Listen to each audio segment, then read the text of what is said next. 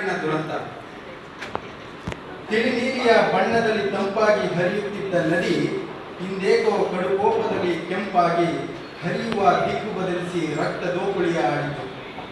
ತಿಳಿ ನೀಲಿಯ ಬಣ್ಣದಲ್ಲಿ ತಂಪಾಗಿ ಹರಿಯುತ್ತಿದ್ದ ನದಿ ಇಂದೇಕೋ ಕಡುಕೋಪದಲ್ಲಿ ಕೆಂಪಾಗಿ ಹರಿಯುವ ದಿಕ್ಕು ಬದಲಿಸಿ ರಕ್ತ ದೋಕುಳಿಯ ಆಡಿತು.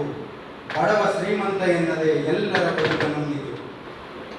ಹಸಿರೊತ್ತು ನಿತ್ಯವೂ ಮುದ ನೀಡುತ್ತಿದ್ದ ಬೆಟ್ಟ ಇಂದೇಕೋ ಮುನಿದು ಒಮ್ಮೆಲೆ ಕುಸಿದು ಹಸಿದಿರುವ ರಕ್ಕಸನಂತೆ ಮುಗಿಬಿದ್ದಿ ಎರಗಿತು. ಹಸಿರೊತ್ತು ನಿತ್ಯವೂ ಮುದ ನೀಡುತ್ತಿದ್ದ ಬೆಟ್ಟ ಇಂದೇಕೋ ಮುನಿದು ಒಮ್ಮೆಲೆ ಕುಸಿದು ಹಸಿದಿರುವ ರಕ್ಕಸನಂತೆ ಮುಗಿಬಿದ್ದು ಎರಗಿತು. ಹಿಂದು ಮುಂದು ನೋಡದೆ ಸ್ಮಶಾನ ದರ್ಶನ ತೋರಿತು. ಚೀರಲು ದನಿಯಿಲ್ಲದೆ ಮಲಗಿರುವವರು ಮಲಗಿರುವಂತೆಯೇ ಮಣ್ಣಾದರು. ಚೀರಲು ದನಿಯಿಲ್ಲದೆ ಮಲಗಿರುವವರು ಮಲಗಿರುವಂತೆಯೇ ಮಣ್ಣಾದರು.